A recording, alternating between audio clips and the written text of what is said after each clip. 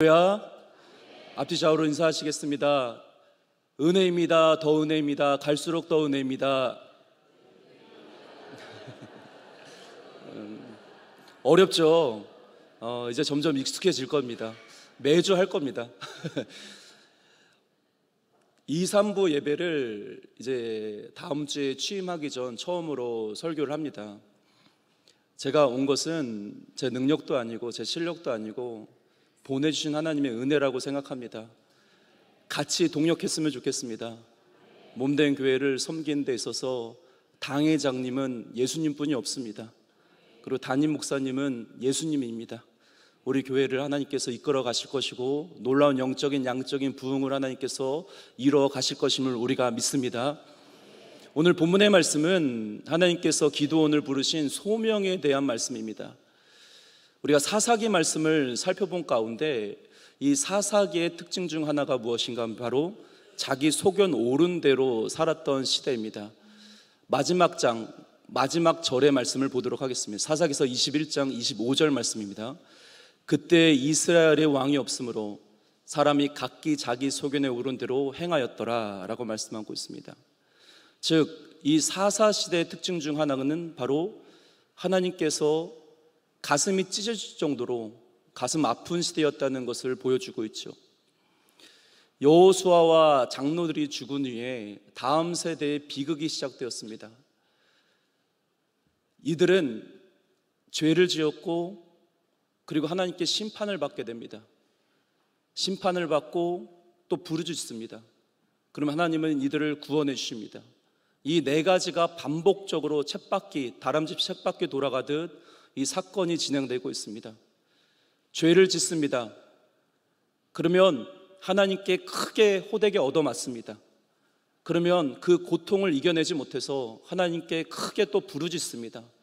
하나님은 이들을 또 불쌍히 여기셔서 사사를 보내시고 구원해 주시는 것이 바로 사사기서의 핵심 본문입니다. 우리가 이제 이 본문의 말씀을 이해하기 위해서는 본문 앞의 문맥을 좀 살펴봐야 합니다. 왜냐하면 그 배경이 여기에 담겨져 있기 때문이죠. 본문 1절, 6장 1절 같이 한번 읽도록 하겠습니다. 시작.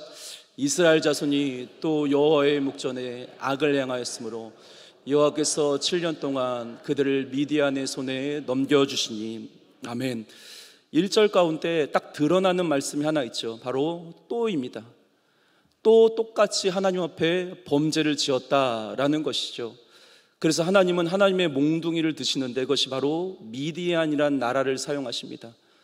미디안이라는 몽둥이를 들어 이스라엘을 치시고 무려 7년 동안 속국이라는 어려움과 고통 속에서 살아야 했습니다. 이스라엘 백성들 농사를 짓습니다. 그리고 씨앗을 심죠. 그러면 소산물을 얻어야 합니다. 소산물을 얻을 때 이 미디안이 그것을 모두 다 약탈해 갑니다. 먹을 것들을 다 약탈해 가는 것이죠. 이것을 넘어서 농사 때 써야 되는 바로 가축들, 낙이나 소 이런 것들을 완전히 다 약탈해 갔던 것이 바로 미디안입니다. 그렇게 혹독한 고통을 받게 되는 이스라엘이었다는 것이죠. 이렇듯 하나님께서는 이 미디안이라는 나라를 사용하여서 호되고 맵게 이스라엘 백성들을 치셨습니다. 그랬을 때 6절의 말씀 보시기 바랍니다. 6절 같이 한번 읽겠습니다. 시작. 이스라엘이 미디안으로 말미암아 궁핍함이 심한지라 이에 이스라엘 자손이 여호와께 부르짖었더라. 늘 이스라엘은 이랬습니다. 하나님께 매를 맞아야지만 그때서야 부르짖기 시작합니다. 그리고 하나님은 하나님의 사사들을 또 부르신다는 것이죠. 그리고 나서 저도 말씀을 보다가 굉장히 생소한 말씀이 나타나고 있습니다. 바로 7절부터 10절까지의 말씀입니다. 이 7절부터 10절까지의 말씀은 굉장히 중요한 말씀입니다. 왜냐하면 하나님의 언약적 구원을 드러내고 있는 말씀이기 때문입니다. 이름 모를 무명의 선지자를 통하여 하나님께서 말씀하십니다. 애굽에서 출애굽한 것은 모든 것이 다 하나님의 은혜였다. 기억해봐라. 애굽에서 고된 노동과 극심한 학대를 받았을 때 하나님께서 역사하셨고 너희들을 이끌었다. 강권적으로 출애굽하였다. 이 모든 것들을 왜 기억하지 못하느냐라고 말씀하십니다. 이것을 넘어서 이방 민족에게 억압을 당하고 고통을 당했을 때 너희들을 도와주고 너희들과 함께 했던 것은 나 하나님이었다라고 말씀하고 있습니다. 이 모든 것들은 너의 공로가 아니라, 너의 능력이 있어서가 아니라 하나님의 은혜였다는 것을 가르쳐주고 있죠. 그런데 이런데도 불구하고, 선하신 하나님의 역사인데도 불구하고 이 이스라엘 백성들이 그 말씀을 청종하지도 순종하지도 않았다는 것입니다.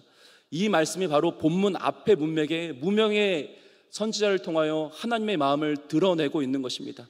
이제 본격적으로 본문의 말씀을 갖고 같이 실험해 보도록 하겠습니다. 첫 번째는 누가 큰 용사인가입니다.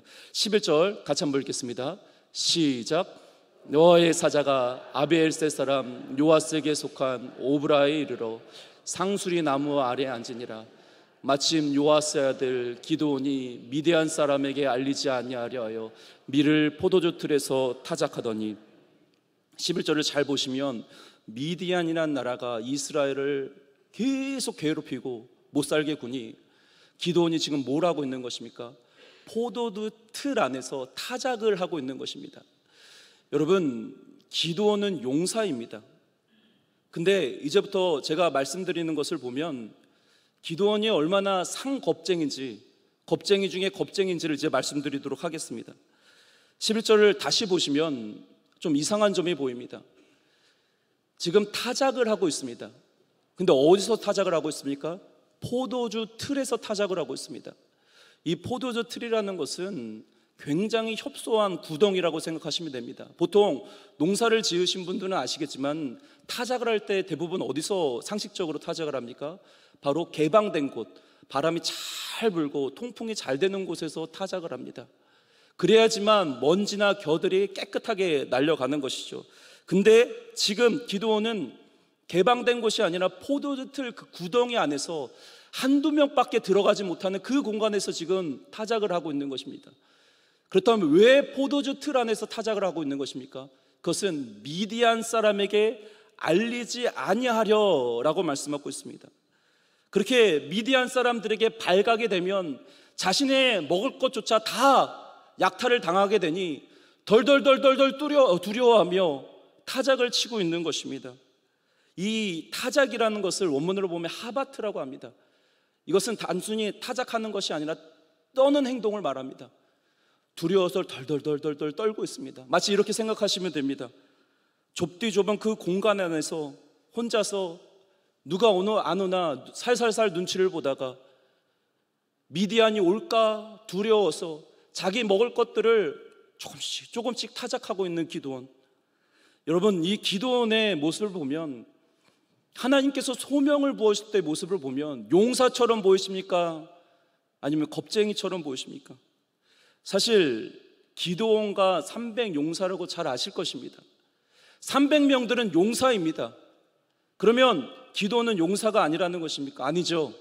기드온은 용사 중에 용사여야 합니다. 강력한 카리스마를 장착하고 능력을 장착하고 크기와 높이와 세력을 장착하고 있어야 되는 자가 바로 기드온입니다. 여러분, 용사라면 어떻습니까? 이둥박근, 삼두박근 정도는 있어야 돼요. 배에는 초콜릿 복근이라고 아십니까? 빨래판 정도는 있어야 합니다. 힘이 있어야 됩니다. 강력한 리더십이 있어야 됩니다. 그런데 기드온에게는 아무것도 없습니다. 기드온의 모습은 전혀 상반된 모습입니다. 아무것도 가진 것이 없어요. 근데 놀라운 것이 12절 말씀입니다. 하나님께서 놀랍도록 반전의 말씀을 하십니다. 기가 막힌 말씀을 하시죠. 12절 본문 같이 한번 읽겠습니다. 시작. 여호와의 사자가 기드온에게 나타나 이르되 큰 용사여 여호와께서 너와 함께 계시도다 하며, 지금 하나님께서 기드온을 부르십니다. 뭐라고 부르십니까? 바로 큰 용사라고 말씀하십니다. 영어 성경을 보니 마이티 워리어라고 해석을 하고 있습니다. 강력한 용사, 위대한 용사, 대단한 용사라는 것이죠. 이 말씀을 보고 이해가 되지를 않아요. 그 협소한 포도 틀 안에서 덜덜덜덜덜 겁쟁이가 두려워 떨고 있는 자에게 하나님께서 강권적으로 말씀하십니다. 마이티 워리어다, 큰 용사라고 말씀하신 하나님. 그러면 그 큰 용사가 되는 이유가 무엇입니까? 그것이 12절 하반절에 나타나고 있습니다. 여호와께서 너와 함께 하시기 때문입니다. 하나님이 함께 하기에 네가 큰 용사가 될 수 있다는 것이죠. 여러분들에게 묻겠습니다. 하나님께서 주시는 능력이 좋으십니까? 아니면 하나님께서 나와 함께 하시는 것이 더 좋으십니까? 하나님께서 나에게 주시는 기적이 더 좋으십니까? 아니면 하나님이 나와 함께 하시는 것이 더 좋으십니까? 오늘 본문을 통하여 하나님이 진리를 아셔야 됩니다. 하나님은 기도원에게 힘 주겠다는 것이 아닙니다. 능력 주겠다는 것이 아닙니다. 기적을 보여주겠다는 것이 아니라 군사력과 세력과 크기의 높이와 이런 것들을 주겠다는 것이 아니라 하나님이 너와 함께 하겠다는 것입니다. 내가 너와 함께 하겠다는 것, 내가 너를 붙들어주고 내가 너를 늘 동행하며 인도해 주겠다는 것을 약속하고 있는 것이죠. 여러분 잊지 마세요. 하나님이 우리와 함께 하시면 우리도 큰 용사가 되는 것임을 믿으시길 바랍니다. 아무리 겁쟁이고 아무리 덜덜덜 떨고 있을지라도 하나님의 선택은 실수함이 없습니다. 하나님께서 기도원을 사용하기로 작정을 하셨다는 것이죠. 그리고 그에 대해서 큰 용사로 부르십니다. 제가 얼마 전에 아는 지인과 대화를 나누다가 이런 고백을 하더라고요. 그분이 열심히 직장 생활을 합니다. 너무나도 성실하신 분이에요. 공기업에 다니시는데 그러면 출근하기 10분 전에 오십니다. 9시 출근이면 10분 전에 와서 가장 먼저 하는 것이 바로 큐티입니다. 말씀을 묵상하는 거죠. 근데 꼭 어떤 공동체 내에서도 누군가 나를 힘들게 하는 사람은 꼭 한 명씩 있습니다. 상사가 삿대질을 하면서 말합니다. 왜 회사 내에서 딴짓하고 있느냐? 이것 때문에 너무 고통스러워서 하나님 어떻게 할까요? 회사를 때려칠까요? 아니면 큐티를 계속할까요? 회사를 때려칠 수는 없죠. 계속 기도합니다. 하나님 어떻게 할까요? 어떻게 할까요? 하나님께 주시는 감동이 이거였습니다. 화장실 가서 해라. 화장실 가서 해라. 그 마음 가운데 순종을 하게 된 거예요. 그래서 화장실에 가서 큐티를 하는데 여러분 이분이 용사입니까? 아니면 겁쟁이입니까? 더러운 변기통 위에 앉아서 하나님의 말씀을 묵상하고 있습니다. 하나님이 임재가 있는 그곳이, 하나님이 함께하고 있는 그곳이 큰 용사로 불러주신 하나님의 은혜입니다. 우리가 속해 있는 공동체, 내가 있는 그곳이 하나님이 나와 함께 하시면 우리도 큰 용사가 되는 것입니다. 여러분, 결국은 우리도 마찬가지입니다. 믿음이 없는 남편과 친척들과 가족들을 만날 때 때로는 위축될 수가 있습니다. 그러나 내 안에 함께 하신 하나님이 계시기에 우리가 신앙과 믿음만은 위축되지 말아야 될 줄을 믿습니다.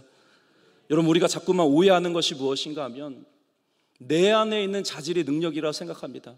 뒤에도 우리가 살펴보겠지만은 기도원은 계속적으로 내 안에 있는 능력이 뭔지, 내 안에 있는 자질이 뭔지, 자격이 무엇인지 계속 물어봅니다. 여러분, 우리 안에 있는 것이 능력이 아니에요. 여러분 잊지 마세요. 내가 누구인지가 중요한 것이 아니라 내 안에 누가 함께하고 있는가가 중요합니다. 다시요. 내가 누구인지가 중요한 것이 아니라 내 안에 누가 함께하고 있는가, 이 질문을 계속적으로 자기 자신에게 하셔야 됩니다. 그러니 내 안에 있는 자질이 아니라 주님이 함께 하심으로 오는 힘이 능력인 것입니다. 그 하나님께서 영원토록 떠나지 않는다고 말씀하고 계시죠. 두 번째는 보냄을 받은 자입니다.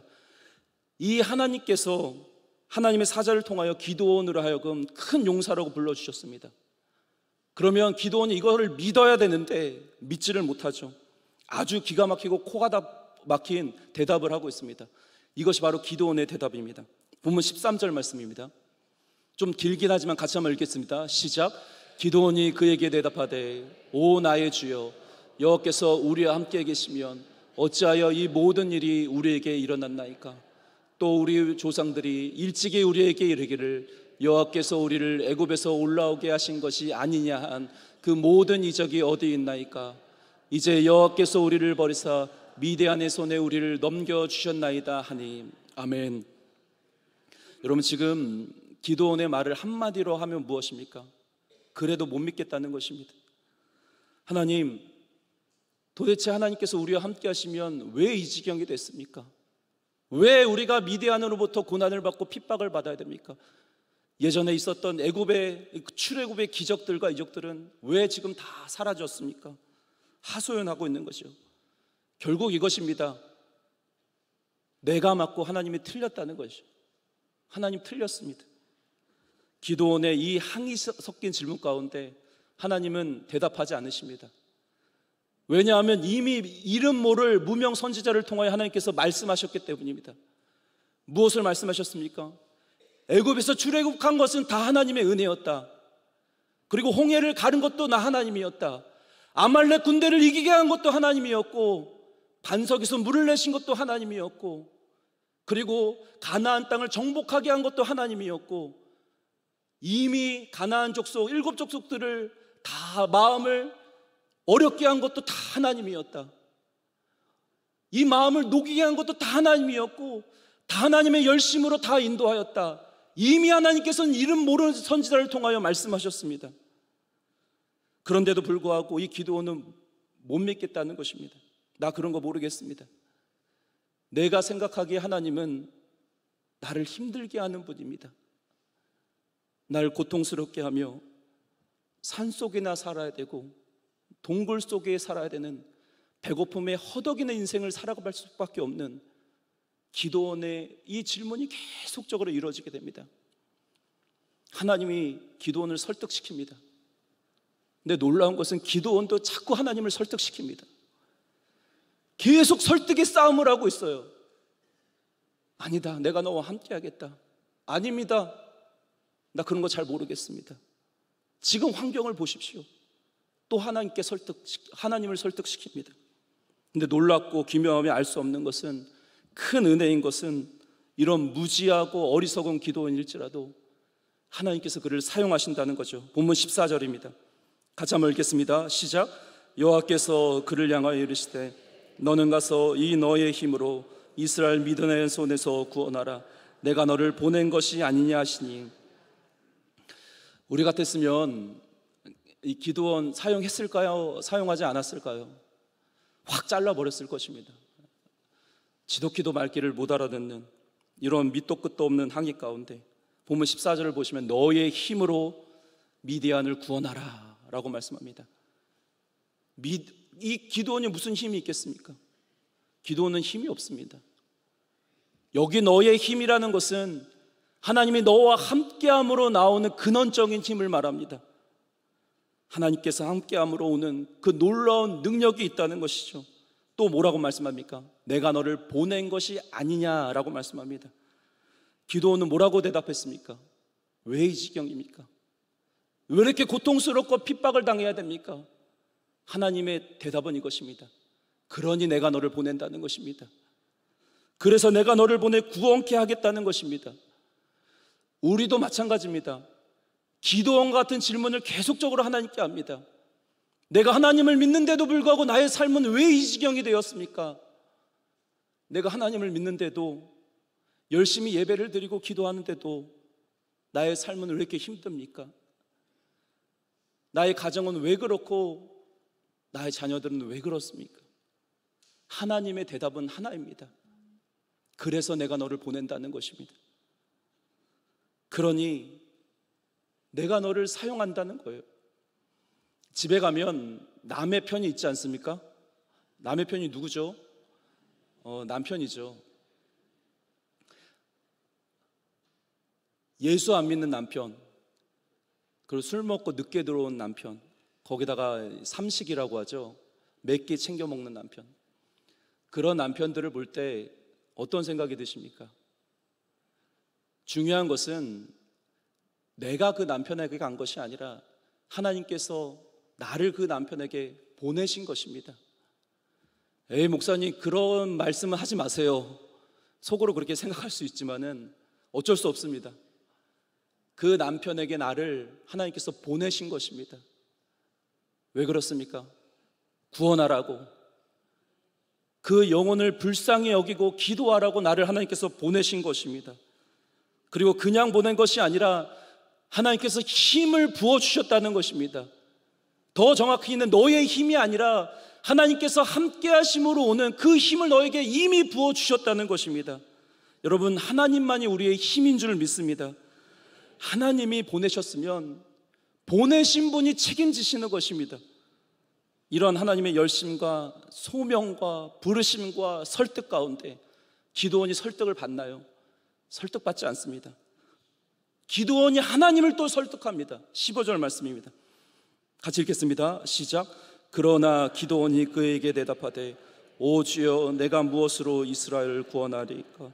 보소서, 나의 집은 므낫세 중에 극히 약하고 나는 내 아버지 집에서 가장 작은 자이다 하니. 제가 이 설교를 준비하면서 묵상을 하는데 기드온의 모습을 보니 마치 물 없이 고구마를 100개 먹은 기분이었어요. 답답해도 얼마나 이렇게 답답한지 지독히도 말귀를 알아듣지 못합니다. 15절을 보면 그러나 라고 시작합니다. 이건 겸손의 말이 아닙니다. 그래도 못하겠다는 것입니다. 그래도 하나님께서 나를 부르신 그 소명을 믿지 못하겠다는 것입니다. 그러면서 뭘 핑계대고 있습니까? 자신 안에 있는 능력을 어떻게 해서든지 찾아내려고 합니다. 자신 안에 있는 자질을 어떻게 해서든지 찾아내려고 합니다. 나는 므낫세 중에 극히 약합니다. 나는 그래서 못합니다. 나는 장자도 아니고 가장 어린 자입니다. 계속적으로 자기의 자격을 따집니다. 자질을 따집니다. 이런 얼토당토한 데는 말 가운데 하나님께서 이제는 하나님이 기드온을 또 설득시킵니다. 그 16절 말씀입니다. 같이 읽겠습니다. 시작. 여호와께서 그에게 이르시되 내가 반드시 너와 함께하리니 내가 미디안 사람 치기를 한 사람 치듯 하리라 하시니라. 본문을 보시면 우리 하나님 정말 대단하지 않으십니까? 집요함의 싸움에서 하나님을 이길 수가 없습니다. 이 고집의 싸움에서 하나님을 이길 수가 없어요. 지독히도 말귀를 알아듣지 못하니 아까는 너와 함께 하겠다는 그 문장 앞에 무엇이 담겨져 있습니까? 앞에 반드시가 들어가 있습니다. 내가 너와 함께 하겠다는 것을 믿지 못하니 반드시 내가 너와 함께 하겠다고 설득하신 하나님입니다. 그런데도 불구하고 또 기드온이 반문합니다. 하나님이 나와 함께 하신다고 하는데 나 그거 못 믿겠습니다. 불안해서 미치겠습니다. 그러니 기적 보여주세요. 저 지팡이 끝에 불을 붙여주세요. 그래도 못 믿겠습니다. 양털 뭉치의 사건을 잘 아실 것입니다.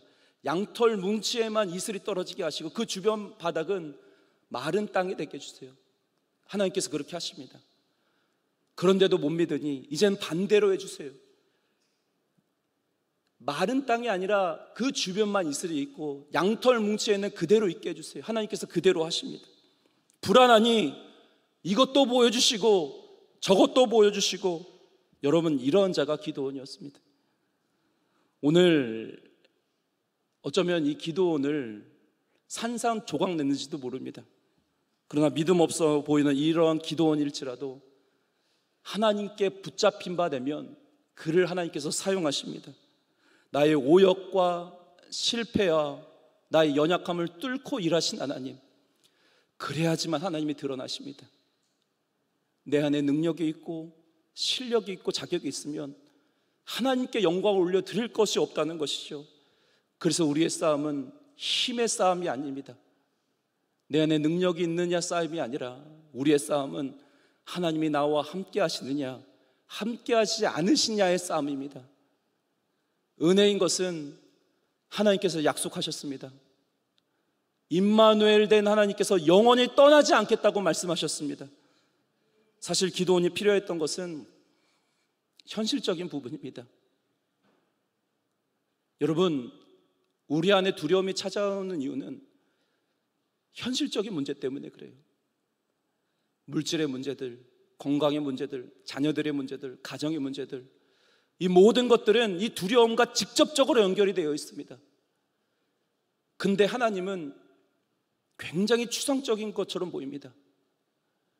관념적으로 보입니다. 그러니 두려움에 덜덜덜 떨고 있는 거예요. 기드온도 마찬가지입니다. 높이와 세력과 군사력과 전투력, 이런 현실적인 것들을 채워줬다면 이런 질문들을 하지 않았을 것입니다. 하나님 앞에서 두려움에 덜덜덜 떨지 않았을 것입니다. 근데 하나님이 그것을 채워주는 것이 아니라 하나님이 너와 함께 하겠다고 말씀하니 그게 믿어지지가 않는 것입니다. 그게 현실적으로 보이지가 않는 거예요. 우리가 필요한 것은 하나님입니다. 사실 제가 우리 강성교회 부임이 확정되었을 때 기쁨보다도 두려움이 확 엄습하기 시작하였습니다. 이 두려움의 근원을 찾기 위해서 새벽마다 부르짖습니다. 하나님, 이 왜 두려운 걸까요? 그러면서 내 안에 있는 자질과 능력들을 찾기 시작합니다. 그게 없어요. 아무리 찾아봐도 없으니 거기서부터 두려움이 엄습하기 시작합니다. 그러면서 기도합니다. 하나님, 능력 주세요. 치유의 능력 주시고, 설교의 은사 주시고, 가르치는 은사 주시고, 다스리는 은사 주시고, 각종 은사를 주세요. 그럼 두려움이 사라질까요? 두려움이 사라지질 않습니다. 그리고 주신 말씀이 오늘 본문의 말씀입니다. 그리고 말씀하십니다. 능력이 아니라 내가 너와 함께 하겠다고 말씀하십니다. 기적이 아니라 내가 너와 함께 하겠다. 너 혼자 가는 것이 아니라 내가 동행하겠다라고 약속하셨습니다. 여러분, 우리가 두려움 가운데 살아갈 수 있습니다. 더 큰 현실은 바로 하나님입니다. 우리가 현실 가운데 매몰될 수 있습니다. 근데 그 현실보다 더 큰 현실은 하나님이 우리와 함께 하신다는 현실입니다. 그분은 지금도 여러분들을 끌어안아 주시고 품어주시고 이끌어주신 분입니다. 사실 우리도 마찬가지입니다. 기도원같이 두려움에 떨고 있고 소심하며 겁쟁이입니다. 강팍하고 의심하며 하나님을 신뢰하지 않았던 자들입니다. 여기까지 왔습니다. 그럼에도 그것은 끊임없는 하나님의 설득으로 여기까지 온 것입니다. 물질이 부족한 자에게 물질을 넘어서 내가 너와 함께 하겠다고 말씀하신 하나님, 건강이 연약한 자들에게 건강을 넘어서 내가 너와 함께 하겠다고 말씀하신 하나님, 실패한 자들에게 성공을 넘어서 내가 너와 함께 하겠다고 말씀하신 하나님, 이 하나님이 저와 여러분의 하나님이심을 믿으시길 바랍니다. 하나님을 설득할 필요 없습니다. 우리가 해야 될 것은 하나님의 설득에 굴복하는 것입니다. 이 하나님의 끝없는 설득이 여러분들을 큰 용사로 만들어내실 것입니다. 저와 여러분, 우리 모두가 내가 누구인지가 중요한 것이 아니라 내 안에 누가 함께하고 계신가, 이 질문 앞에 큰 믿음으로 큰 용사가 되시기를 예수 그리스도의 이름으로 축복합니다. 같이 찬양하겠습니다.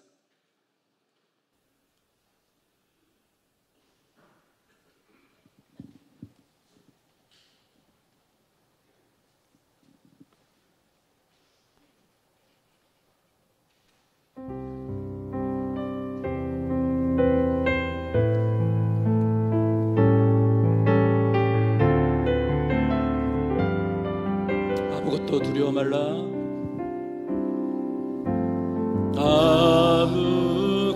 아무것도 두려워 말라. 주 나의 하나님이 지켜주시네. 놀라지 마라. 겁내지 마라. 주님 나를 지켜주시네. 아무것도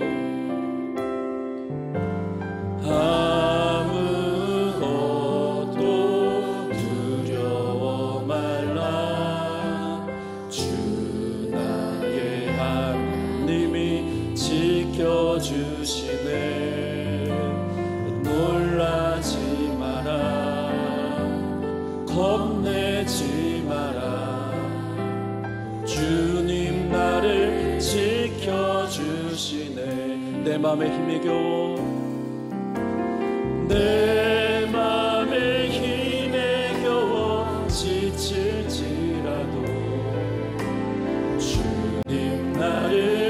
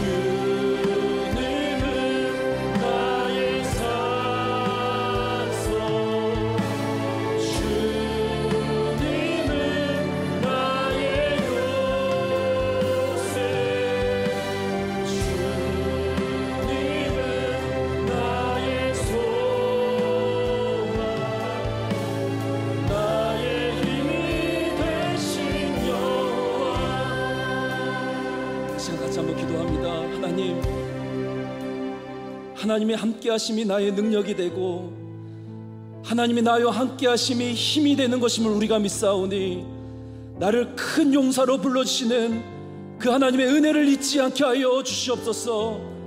하나님의 지치지 않는 그 설득과 믿음을 받아들이게 하여 주시고, 내가 누구인지가 아니라 내 안에 누가 함께하고 계시는가, 이 질문 앞에서 주님이 나와 함께 하신다.